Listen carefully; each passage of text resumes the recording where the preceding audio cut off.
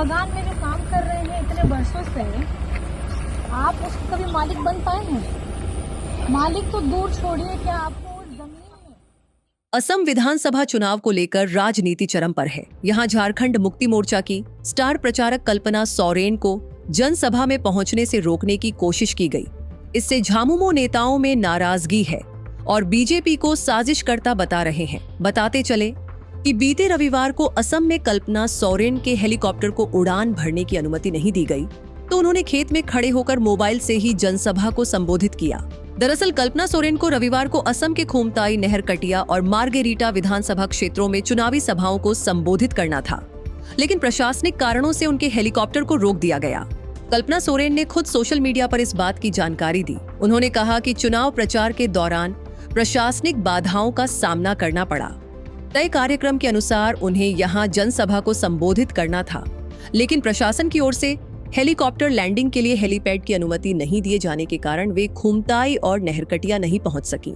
झारखंड मुक्ति मोर्चा और बीजेपी समर्थकों के बीच कल्पना सोरेन के संबोधन का कार्यक्रम पहले से तय था, लेकिन प्रशासनिक अनुमति न मिलने के चलते योजना बाधित हो गई। इसके बावजूद कल्पना सोरेन ने हार नहीं मानी और मार्गेरिटा जाते समय सड़क मार्ग से यात्रा करते हुए फोन के जरिए खुमताई और नहरकटिया की जनता को संबोधित किया। उन्होंने अपने संबोधन में कहा कि इस तरह की रुकावटों का अंदेशा पहले से था और सत्ता पक्ष की ओर से उनकी आवाज दबाने की कोशिश की जा रही है। कल्पना सोरेन ने अपने भाषण में तीखा हमला करते हुए कहा कि आप रास्ता रोक सकते हैं, लेकिन जनाक्रोश नहीं रोक सकते। हेलीकॉप्टर रोका जा सकता है, लेकिन जनता के इरादे नहीं। उन्होंने आरोप लगाया कि सत्ता में बैठे लोग विपक्ष की आवाज को दबाने की कोशिश कर रहे हैं।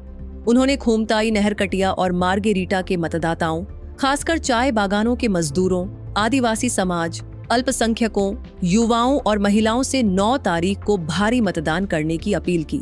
अपने संदेश में कल्पना सोरेन ने इस चुनाव को केवल सरकार बदलने का नहीं, बल्कि सम्मान, पहचान, अधिकार और हिस्सेदारी की लड़ाई बताया। उन्होंने कहा कि जिन इलाकों में जनता को दबाने की कोशिश हुई है, वहां लोग तीर धनुष चुनाव चिन्ह पर वोट देकर जवाब देंगे। अंत में उन्होंने नारा देते हुए कहा, तीर धनु हमारा अभिमान है, हमारी पहचान है और हमारे अधिकार की लड़ाई का प्रतीक है। उन्होंने समर्थकों से अपील की कि 9 तारीख को मतदान के जरिए अपनी ताकत दिखाएं और लोकतांत्रिक तरीके से जवाब दें।